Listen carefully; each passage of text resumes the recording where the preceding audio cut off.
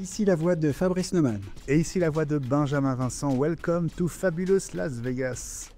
Et nous continuons en effet notre couverture quotidienne du CES 2025 avec donc tous les jours un épisode spécial comme celui-ci et aussi des interviews que tu réalises avec ton beau micro si bien décoré, Benjamin. Et oui, on le voit, n'hésitez pas à aller voir la version vidéo. Et aujourd'hui, Benjamin, tu as encore rencontré plein de monde et vu plein de choses intéressantes. Oui, alors j'ai switché du Venetian où se trouvent les startups et la santé connectée au Las Vegas Convention Center. C'est l'équivalent du parc des expositions ici. C'est donc plusieurs immenses halls dans lesquels on retrouve vraiment les grands acteurs historiques de la tech, LG, Samsung, Sony, Panasonic et les autres. On rappelle, Benjamin, qu'il en manque quand même quelques-uns, et pas des plus petits, parce que ni Apple ni Microsoft ne sont présents au CES. Ouais, c'est vrai. Bon, Apple, c'est historique. Microsoft, c'est plus nouveau. Chacun sa stratégie. C'est vrai que le CES, c'est des dates fixes, et la tendance est quand même à jouer sa propre carte. On va parler de Samsung tout à l'heure. Quand on va sur le stand Samsung, sur une demi-douzaine de murs, il y a une inscription qui rappelle que dans 13 jours, donc le 22 janvier, il y a cette conférence Unpacked au cours de laquelle on doit découvrir les nouveaux Samsung Galaxy S25. Voilà, Samsung est au CES, mais pour autant veut avoir son propre calendrier. Et c'est ce qui a poussé Apple, on le sait, au départ, hein, on pense à l'Apple Expo et au Macworld Expo à l'époque, à arrêter les salons et aussi à ne jamais vraiment venir au CES, même s'il y a évidemment beaucoup d'ingénieurs d'Apple qui sont là un peu incognito, évidemment. Bon, on va rappeler aussi que tous nos épisodes et toutes nos interviews, ainsi qu'une page spéciale CES 2025, sont accessibles sur notre site lesvoixdelatech.com. Et donc, Benjamin, tu vas nous raconter tes visites du jour. Oui, je vais me lancer aussi dans des réflexions un peu philosophiques sur ce CES qui se pose plein de questions sur son présent et aussi son avenir. Et on voit que les exposants aussi se posent des questions et arrivent à des conclusions qui sont très différentes. Eh bien, ça promet. Et juste après, vous en avez désormais l'habitude, nous ferons un petit tour des innovations et des annonces qui nous ont plu aujourd'hui. Et donc Fabrice, aujourd'hui je vous emmène au Las Vegas Convention Center, ce parc des expositions de Las Vegas qui est au nord-est de la ville et du Strip. Ce sont des grands halls, c'est le site historique du CES. En grandissant, il s'est éparpillé en ville et maintenant il y a en fait des exposants et des choses à voir un peu partout, puisque chaque grand hôtel a son propre centre de conférence et ils sont évidemment utilisés aussi pour le CES. Mais ici, c'est au Convention Center qu'on va retrouver les grands acteurs historiques de la tech, de la télé notamment. Et quand on pense aux télé, Fabrice, on pense évidemment à Samsung, à LG, aux nouveaux acteurs chinois, à nouveaux entre guillemets que sont TCL et Hisense notamment, et puis aussi à Sony. Alors je suis allé les voir ce matin avant qu'on enregistre cet épisode, et c'est vrai que le sentiment que j'avais eu à l'IFA au mois de septembre, qui était un peu déroutant sur certains stands de ces très grandes marques, il est confirmé ici, puisque finalement, il y a encore 1 ou 2 ans, tous les stands se ressemblaient, notamment les stands de fabricants de télé. On était submergés par la quantité et la beauté des écrans. De plus en plus, et c'était le cas à l'IFA, c'est le cas au CES, il y a des stands de fabricants de télé, je pense à Sony et à Samsung, où il n'y a quasiment plus d'écran. Alors c'est quand même un peu déroutant. C'est quand même étonnant, oui. Quand on sait l'importance que représentent ces produits dans leur chiffre d'affaires et dans leur notoriété auprès du public. Voilà, la vague, la déferlante de l'IA, j'ai l'impression, fait un petit peu perdre de vue le produit en lui-même. On ne parle ici que de philosophie de vie, de nouvelles sociétés, de nouvelle approche de la relation humaine avec la technologie, avec des robots dont on va parler, et les écrans qui restent évidemment une industrie et un marché important. Chez Samsung et chez Sony, il n'y en a quasiment pas. C'est assez bluffant quand même. C'est marrant parce que du coup, on a quand même évoqué Samsung avec son nouveau Frame Pro qui est donc est un peu meilleur, un peu plus lumineux, mais donc effectivement qui intègre surtout l'IA pour reconnaître les personnages à l'écran, pour faire de la traduction automatique. Tout le monde fait de la traduction automatique, on va même un peu en reparler un peu plus tard dans cet épisode.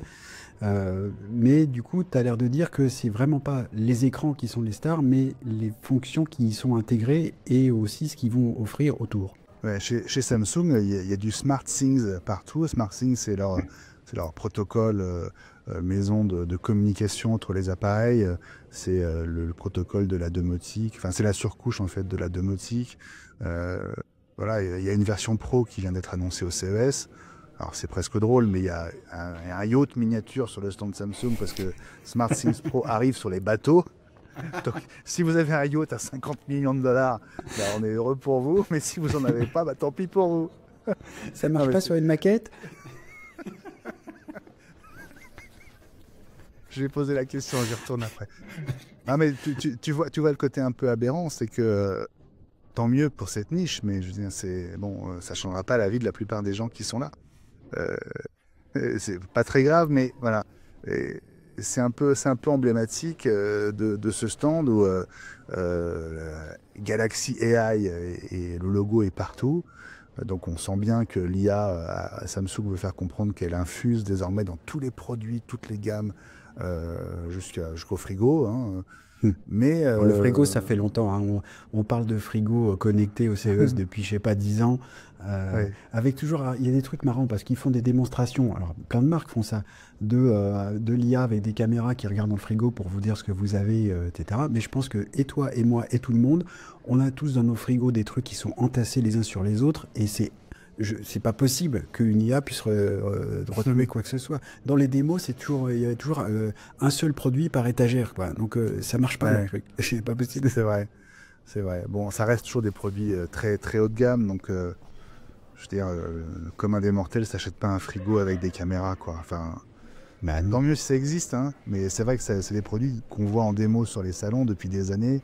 J'en ai jamais vu un chez un ami, tu vois. Donc, moi, j'ai essayé un jour de mettre une caméra sans fil dans le frigo, puis je me suis aperçu que ça faisait cage de Faraday, et donc du coup, ça marchait pas.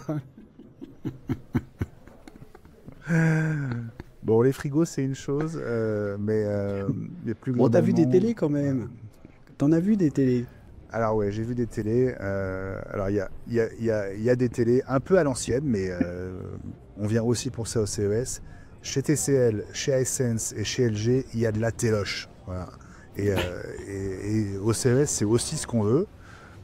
Donc j'avoue que bon, TCL, Hisense, techno mini LED principalement. Il y a aussi du micro LED chez TCL et une techno hyper intéressante qui ressemble. Alors, ils appellent ça du jet d'encre. C'est du jet d'encre qui va plutôt imprimer, enfin, entre guillemets, hein, je reprends leur expression, sur du phosphore que sur du papier. Hein. Ça donne une image extrêmement mate, donc il n'y a aucun reflet. Ça permet d'avoir des écrans totalement flexibles. Et pour tout te dire, j'ai écouté une conversation entre un responsable de TCL qui faisait visiter le stand à 3 personnages importants, j'ai eu l'impression.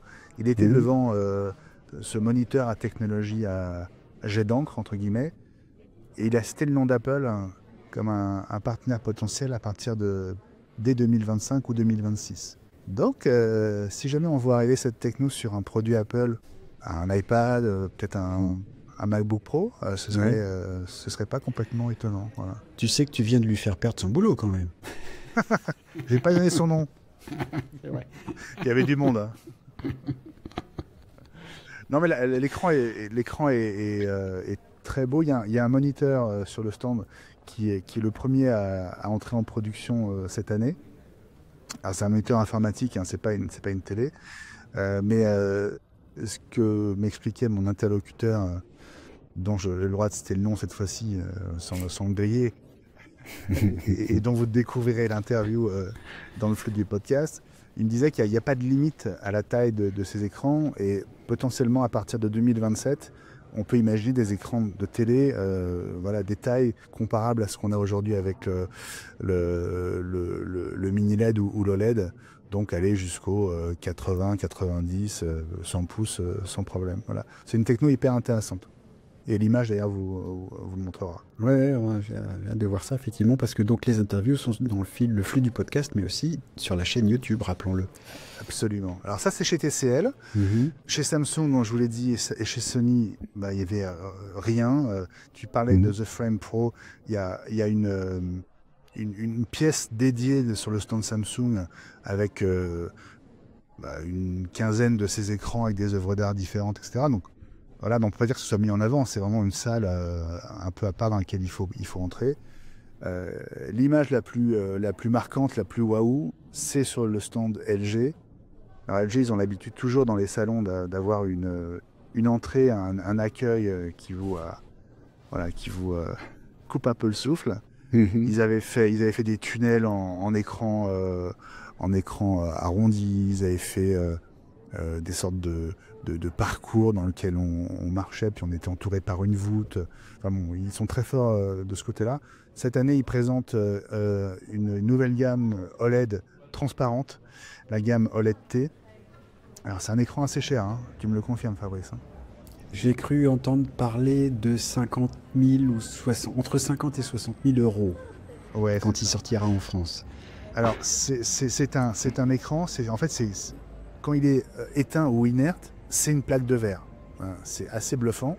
Et quand il s'anime, ça devient un véritable écran OLED avec toute la luminosité, tout le contraste, les noirs profonds des écrans LED. Et au milieu du stand de LG, quand on arrive, on a c'est comme une colonne en fait d'écrans qui sont montés sur plusieurs étages. Et non seulement ils passent de la transparence à un côté opaque avec un affichage, mais en plus ils sont montés sur des moteurs qui fait que les écrans se décalent et la colonne s'ouvre un peu comme des écailles de poisson. Enfin, sur les images, ce sera beaucoup plus parlant, mais c'est effectivement très spectaculaire. Et à 60 000 $ l'écran, je peux te dire que la colonne, elle vaut cher, hein. Il doit y avoir des gars des personnes qui surveillent pour être sûr que personne ne touche. Mais donc tu confirmes que quand on affiche une image, je sais pas, une sorte de fond qui devient totalement opaque parce que c'est un truc qui fait peur, je trouve. Et on a déjà eu des démonstrations d'écrans transparents qui du coup manquent beaucoup de contraste parce que en fait on continue à voir au travers quand on regarde quelque chose. Oui, alors j'ai le souvenir d'avoir vu effectivement des prototypes chez Samsung il y a 2-3 ans. La transparence, elle était relative, c'est-à-dire qu'il y avait toujours un côté un petit peu comme une brume, un côté un peu flou, comme si il y avait quand même un calque, tu vois, dans l'épaisseur de l'écran.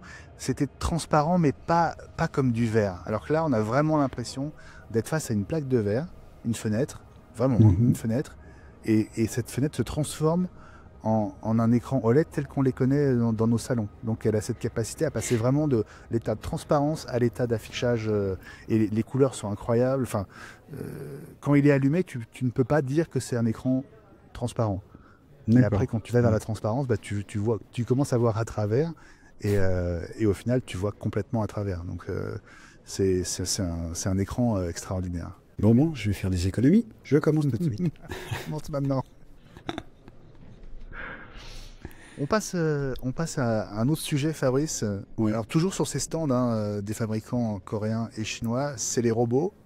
Alors pas les robots humanoïdes comme ceux qu'on a vus, les faux, hein, qu'on a vus à la keynote Nvidia en début de semaine, mais les robots pour la maison, les robots domestiques, destinés vraiment aux utilisateurs de 7 ans et moins à 77 ans et plus. Oui.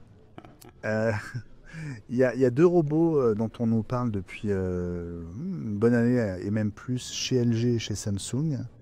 Alors je me trompe toujours, je vais forcément dire le contraire. Chez Samsung, c'est Bolly, si je ne me trompe pas. Non, si je ne me trompe pas. C'est ça, oui. Hein, il a la forme d'une boule, une sphère.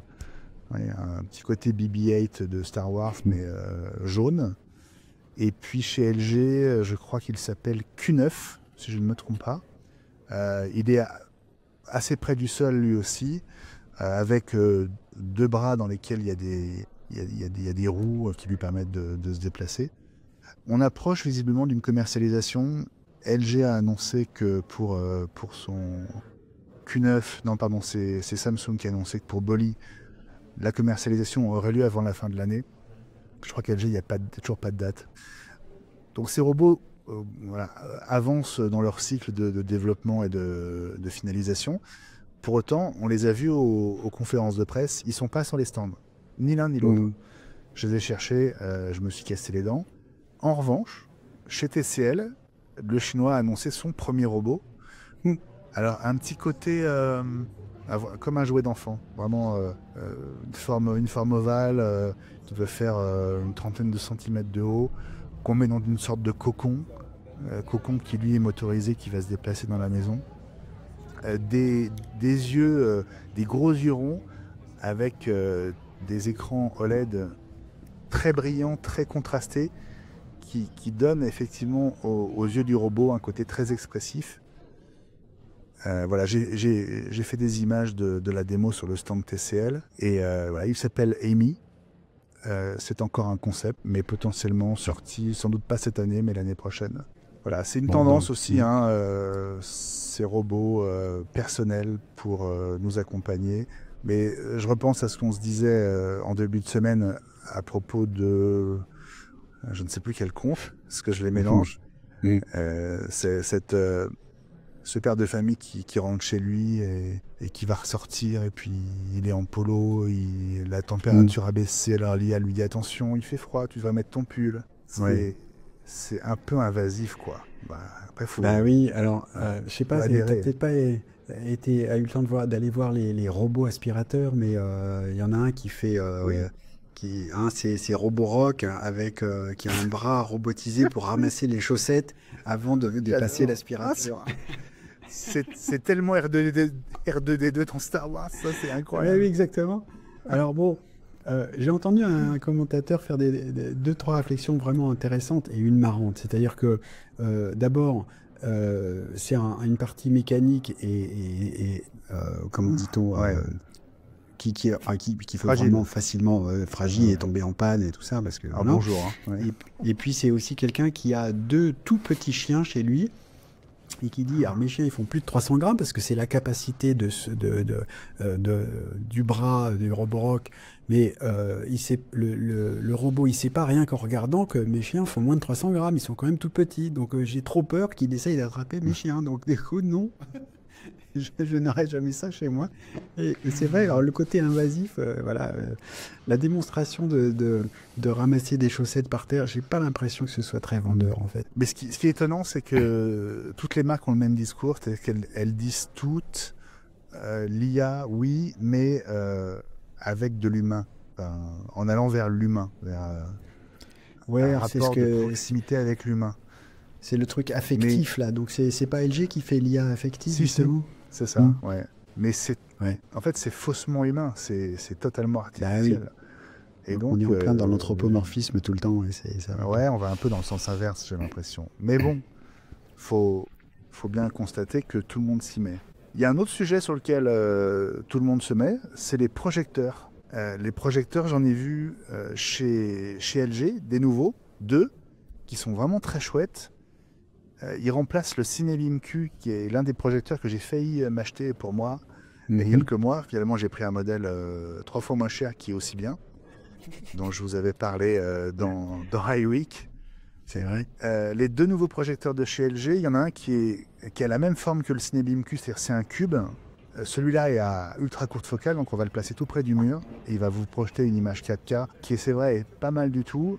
500 lumens, c'est pas fou en luminosité, mais bon, prix annoncé moins de $3000, je trouve assez élevé, enfin c'est cher, ouais. C'est cher.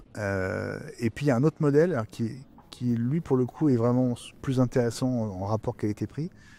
Il n'est que Full HD, 300 lumens, donc c'est un peu moins lumineux. Il sera à moins de $1000, et lui le design est sympa, c'est-à-dire qu'il est sur un pied, c'est une sorte de tige blanche, il est tout blanc. Il a la forme d'un disque avec une épaisseur d'une dizaine de centimètres. Il va projeter au mur et vous pouvez aussi l'utiliser en l'inclinant, en le mettant plus à la verticale comme une enceinte Bluetooth. Et il fait aussi un halo de lumière qui peut aussi permettre de créer une ambiance, une déco à la maison. Donc il a une sorte de triple vocation, projecteur, enceinte et presque lampe. Je trouve ça assez sympa et l'objet est assez design, donc voilà, on peut le mettre dans son salon sans avoir le sentiment ou donner le sentiment qu'on a un gros projecteur moche ou un truc fixé au plafond qui se voit beaucoup. Donc c'est intéressant. La nouvelle de la semaine du côté des projecteurs, c'est qu'une marque qui nous avait dit en septembre que ça ne l'intéressait pas, vient d'annoncer son premier projecteur, Fabrice. Et c'est laquelle? Là, tu me poses une colle. C'est TCL. TCL qui depuis toujours joue à fond la carte des télés, des écrans, et à qui j'avais posé la question en septembre à l'IFA. Alors les projecteurs, vous y venez quand?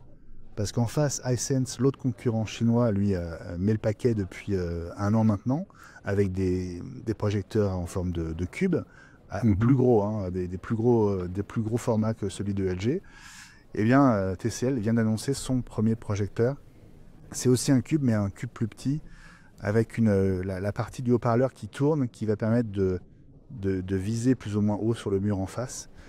Donc un design assez sympa. Et on devrait avoir des prix le mois prochain pendant le Mobile World Congress à Barcelone, donc le salon de la mobilité. Voilà pour les projecteurs, Fabrice. Eh bien, parfait. Merci pour ce petit tour très complet ou presque, parce qu'on sait que le hall, le Las Vegas Convention Center, c'est le plus grand hall, hein, il me semble, du CES. J'ai cru comprendre que c'était le plus grand hall du monde. Donc, tu as encore quelques kilomètres à parcourir. Il y a plusieurs parties. Il y a North, Central, South, et puis il y a le West Hall qui a été construit juste après le Covid, dans lequel on va trouver toute la mobilité, les voitures, les véhicules autonomes, etc. Donc j'ai une après-midi bien chargée devant moi. On continue notre sélection des produits qu'on a repérés au fur et à mesure des annonces de ce CES 2025 et on commence par des bagues connectées de chez Nova Ring qui pour la première fois, c'est la première fois que j'en vois en tout cas, sont munis d'un écran. Alors la première que je comprends, c'est la Nova X n'a qu'un écran pour afficher l'heure en fait, mais je pense que c'est juste ce qu'il faut pour justement ceux qui sont un peu rebutés par les smartwatches, parce qu'ils trouvent que c'est un peu gros. Nous, tous les deux, on porte une Apple Watch, mais il y en a qui trouvent que c'est un peu gros, et puis pour aussi suivre son sommeil, c'est pas toujours très confortable. Donc voilà, dans une bague avec l'heure qui s'affiche. Mais il y a aussi la Nova Crystal qui a l'air d'être munie d'un écran plutôt donc dans le sens de la longueur sur la circonférence de la bague. Pas sur toute la circonférence, mais un peu plus long pour afficher quelques informations. Et puis autre caractéristique de ces bagues, je crois les deux, c'est qu'elles sont capables de servir de télécommande pour son smartphone avec une reconnaissance de certains gestes des doigts, par exemple pour faire, on tape 2 doigts, si bien compris, pour déclencher une photo par exemple, à distance on pose son smartphone sur un meuble et puis on prend une photo. Voilà, donc c'est une progression des fonctions dans les bagues connectées que j'ai trouvé intéressante. Ouais, la Crystal, notamment, elle est vraiment intéressante parce que l'écran donc fait le tour de l'anneau. Donc ça équivaut à un écran horizontal finalement qui est incurvé. Et donc ça peut afficher des infos, des notifications. Ça peut afficher le titre d'un mail, ou ça peut afficher le nom de quelqu'un qui vous a laissé un message, ou peut-être un SMS. Enfin. Faut voir, c'est vraiment intéressant. Ouais. Je trouve que esthétiquement cette bague-là est beaucoup plus attirante que celle qui a juste le petit écran en travers pour afficher l'heure. C'est vrai. Ça fait un peu plus cheap, mais c'est complètement nouveau. Hein. Une bague qui affiche un écran, à ma connaissance, c'est la première fois qu'on en voit une. Moi, j'en ai pas vu d'autres. Donc, pour aller voir, c'est novaring.com, novaring.com. De mon côté, Fabrice, j'ai envie de partager avec toi et avec vous 3 découvertes parmi les startups que j'ai visitées au Vénitian ces dernières heures. La première s'appelle Ablatom. Elle présente l'équivalent d'un microscope, mais assez extraordinaire. C'est une première mondiale, puisque il repose sur un faisceau laser qui est capable d'analyser et de détecter, d'identifier n'importe quel composant sur un minerai ou un objet qu'on placerait à l'intérieur, et il le fait en quelques minutes, alors que cette identification, dans le meilleur des cas avec les technologies qui existent actuellement, elle prend 17 heures minimum. Ça vaut aussi par exemple pour l'analyse de certaines biopsies. Un exemplaire de cette Ablascan a été installé il y a quelques semaines à Grenoble au CHU et est déjà utilisé pour détecter dans les tissus la présence de composants qui ne sont naturellement pas présents dans un organisme en bonne santé. Voilà. Ce laser va très vite, il a une connaissance complète de toute la table des éléments scientifiques. Et voilà, c'est une machine assez extraordinaire que nous présente l'un de ses inventeurs dans l'interview que j'ai réalisée et que vous allez retrouver dans le flux du podcast et sur YouTube. Autre chose que j'ai repéré, c'est plutôt un groupe de produits qu'un seul produit en particulier. C'est du côté des serrures connectées, avec plusieurs marques qui présentent des serrures connectées qui intègrent l'ultra wideband, donc des puces UWB qu'on a vu déjà du côté d'Apple, en fait, dans les iPhones et puis dans les AirTags. C'est cette technologie qui permet de les repérer au centimètre près. Ce à quoi ça sert pour les serrures connectées, c'est que du coup on peut faire en sorte que la serrure se déverrouille et donc que la porte s'ouvre au moment où on arrive, et quand on est uniquement tout près de la serrure. Aujourd'hui on peut faire ça. Moi j'ai déjà testé plusieurs serrures connectées, et notamment par exemple celle de Nuki. On peut faire ça, mais ça repose soit sur du Bluetooth, qui est souvent un peu lent et pas très efficace, ou sur le GPS. Et donc des fois ça peut s'ouvrir quand on est encore à 50 mètres. Donc c'est pas forcément exactement ce qu'on veut. Voilà, donc je sais qu'il y en a une serrure comme ça qui a été montrée au CES de chez Ultralock, LOQ à la fin. C'est pas une marque que je connais en France, mais je pense que ça va venir un peu ailleurs. Chez eux, on peut aller regarder ça sur u-techtec.com. On va faire un deuxième arrêt, si tu le veux bien Fabrice, sur un stand qu'on a déjà visité pour ces lunettes incroyables avec une aide auditive invisible intégrée. Ce stand, c'est celui d'Essilor Luxottica. Ce sont eux qui fabriquent les Ray-Ban Meta qui sont sortis il y a plusieurs mois déjà. Donc en soi, ce n'est pas une nouveauté. Ces lunettes, elles sont dans le commerce, elles ont un succès incroyable, on les connaît. Mais la nouveauté du CES, c'est l'annonce de la prochaine dispo d'une fonction de traduction immédiate, instantanée, qu'on a à la fois dans les lunettes sous forme audio. La traduction, vous l'entendez directement quelques secondes après que votre interlocuteur ait parlé. Et puis vous avez aussi la transcription sur votre smartphone. Et donc j'ai pu tester cette nouveauté qui sera disponible à la fin du printemps, notamment en français. En anglais, en espagnol et en italien, ce sont les 4 premières langues qui vont arriver. Et ça marche très bien.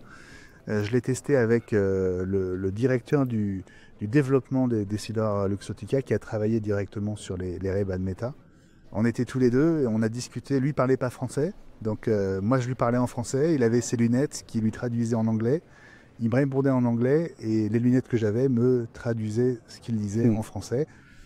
Ça marche bien. Il y a 5-6 secondes d'attente avant de commencer à avoir la traduction. Ce qui est intéressant, c'est que ça passe pas par le cloud, mais ça suppose au préalable de télécharger la langue étrangère qu'on veut traduire, ce qui fait qu'on l'a sur son smartphone, et les échanges se font uniquement entre le smartphone et les lunettes, en local, d'une certaine manière. Donc ça, c'est assez intéressant, ça marche bien. Hein. On a pu avoir petite discussion tous les deux et voilà, je pense que ça va encore renforcer l'attractivité pour ces lunettes qui sont un vrai succès inattendu. Alors eux disent que non, mais je pense qu'eux-mêmes sont surpris quand même du succès. Bon, je pense que c'est quand même beaucoup plus confortable que le poisson traducteur du guide du routard intergalactique. Pour ceux qui ne connaissent pas, c'est un livre un peu ancien, mais ça en fera plaisir à certains. Et d'ailleurs, du côté nostalgie, puisque je suis sur les trucs un petit peu anciens, les nostalgiques des anciennes consoles de jeux, et notamment l'Atari VCS 2600. Donc si vraiment je vous parle d'un temps que les moins de 20 ans, 30 ans, 40 ans ne connaissent pas. Mais moi j'y ai joué aussi. Et donc il y a un site ou une société qui s'appelle myarcade.com qui a montré une console Atari portable en fait. Un peu comme une Switch, mais pour jouer à des jeux, alors ça fera rêver certains, ça réveillera des souvenirs comme Missile Command ou Breakout. Ah ouais. Et voilà, et c'est censé coûter 150 $. Je suis pas sûr que ça sorte en France, mais on peut aller regarder. C'est des spécialistes de l'Atari Revival, j'ai envie de dire, sur myarcade.com. Je trouve ça assez marrant. Super. Il y a des flippers aussi. Ici, parce que Stern, qui est un des grands fabricants de flippers, a un stand au CES. Et donc, il y a 7-8 flippers alignés, là, leur tout nouveau flipper. Je crois que c'est, si je dis Donjons et Dragons, j'espère que je ne me trompe pas. Je les ai filmés tout à l'heure. C'est sympa. Et puis à Vegas, ici, il y a le Hall of Fame du flipper. Un endroit extraordinaire où j'étais allé il y a quelques mois. Un immense hangar avec des centaines de flippers depuis les années 40, 50 jusqu'à aujourd'hui. Et ils sont tous jouables. Oui, l'entrée est gratuite. Il faut juste venir avec ses pièces de 25 cents. Et on se met devant un flipper, on met une pièce et tac, c'est parti mon kiki. C'est un endroit fabuleux. C'est pas le CES, mais franchement, si vous aimez les flippers, venez à Vegas, au moins rien que pour ça. Bon, je vais passer à un sujet complètement différent, Fabrice, pour terminer notre petit tour d'horizon, puisque je vais vous parler crustacés. Moules, huîtres et autres merveilles dans les mers et les océans, avec une start-up française de la région de Bordeaux qui s'appelle Molluscan Eye. Alors c'est assez étonnant parce que sur leur stand, on tombe sur des moules, alors des vraies fausses moules, hein, Oui. Elles n'auraient pas passé la douane, mais des moules Oui, et des huîtres sur lesquelles en fait ils relient une sorte d'électrodes. Il y en a une sur chaque partie de la coquille, donc il y a 2 électrodes par mollusque. C'est ce système qui est relié à un boîtier est immergé et ils vont mesurer en temps réel l'impact de la qualité de l'eau sur la vie de ces mollusques. Pourquoi c'est intéressant? Parce que je l'ai découvert, hein, c'est que quand une moule va bien, elle ne bouge pas. Voilà. En revanche, quand il y a une perturbation dans l'eau, une pollution par exemple, elle va s'ouvrir et se fermer beaucoup plus fréquemment et beaucoup plus rapidement. Et l'écartement entre les électrodes donne l'indication du mouvement en fait, des mollusques. Et donc eux mesurent ça en temps réel et sont donc capables d'alerter les ostréiculteurs, les autorités locales, de manière quasiment immédiate, sans attendre le prélèvement hebdomadaire, mensuel, je sais pas, qui va leur faire dire attention, oulala, il y a la présence de telle bactérie ou de telle pollution dans l'eau. Donc hyper intéressant, ils sont en train de tester ça de l'Antarctique à la Polynésie, un beau métier. Et je trouve ça vraiment très chouette. En plus, je pense que c'est les 2 doyens des startups. Ils m'ont dit, ça nous fait bizarre, on nous regarde bizarrement, parce qu'on n'a pas tellement l'âge des start-upers. Jean-Charles avec sa moustache et son physique de rugbyman et ses fausses moules, j'avoue que c'est assez rigolo. Mais une super idée et qui a du sens à nouveau. Ouais, et voilà, c'est pour ça qu'on aime la techno, c'est que ça permet vraiment d'avancer. Voilà, donc très chouette, Molluscan Eye. Eye, ça s'écrit E-Y-E comme un œil donc. Et on finit par l'annonce sourire du jour. Moi j'aime bien ça. Et alors vous vous rappelez, hier je vous ai parlé du parasol solaire d'Anker qui m'avait déjà pas mal fait rire. Eh bien j'ai trouvé encore plus mieux le chapeau solaire baptisé Power Hat. Il est proposé par EcoFlow. On les connaît plutôt pour les grosses batteries domestiques qui sont intéressantes quand on a une panne chez soi ou qu'on part en camping pendant quelques jours. Mais là, très clairement, personne ne va gagner un concours d'élégance en portant ce chapeau-là, parce que franchement, il ressemble plutôt à une soucoupe volante, quoi. C'est vraiment tout en rond, avec donc des grands pans assez grands pour justement qu'il y ait dessus des panneaux solaires. Mais donc, non, il y a des panneaux solaires et il y a donc 2 prises USB aussi à l'arrière du chapeau, une USB-A, une USB-C. On peut donc brancher des appareils, alors que ce soit un téléphone ou quand il fait très chaud, un ventilateur portable qu'on a dans le cou aussi. C'est capable de délivrer jusqu'à 12 watts au maximum. Et tout ça, ça coûte 100 €. C'est pas très cher pour avoir de toute façon un chapeau qui est assez grand et donc qui protège bien du soleil. Voilà. Le Power Hat de chez EcoFlow. Encore un truc qui me fait sourire au moins. Et dis-moi, si on a le parasol solaire plus ce chapeau, on peut au moins alimenter, je sais pas, la glacière électrique, non? Ou un truc comme ça sur la plage. Eh bien écoute, je te laisse tester. Moi, je prendrai les photos.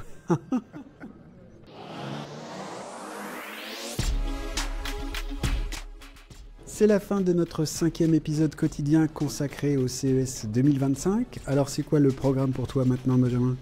Eh bien, dernier après-midi, je vais continuer à arpenter ces halls du LVCC, comme on dit ici en acronyme. Je vais notamment essayer d'aller voir tous les fabricants de portables, Asus, Lenovo et les autres. Et puis, si je peux croiser quelques-unes de tes bizarreries, ça m'amusera de faire quelques images aussi. Alors ce sera bien, il y en a une autre bizarrerie, moi c'est la seule voiture qui me fait rêver en ce moment, c'est la voiture Aptera, qui est une voiture solaire, que j'espère voir un jour arriver véritablement, et en Europe, le jour où je changerai de voiture, moi j'aimerais bien aller voir ça. Donc si tu passes devant, fais donc des images, on pourra en plus les faire découvrir à nos auditeurs et à nos téléspectateurs, comme on disait rue Cognier-G.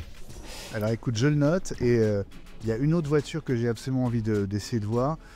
J'en ai vu juste une photo hier, c'est une voiture qui a un gros format un peu genre Cybertruck de Tesla.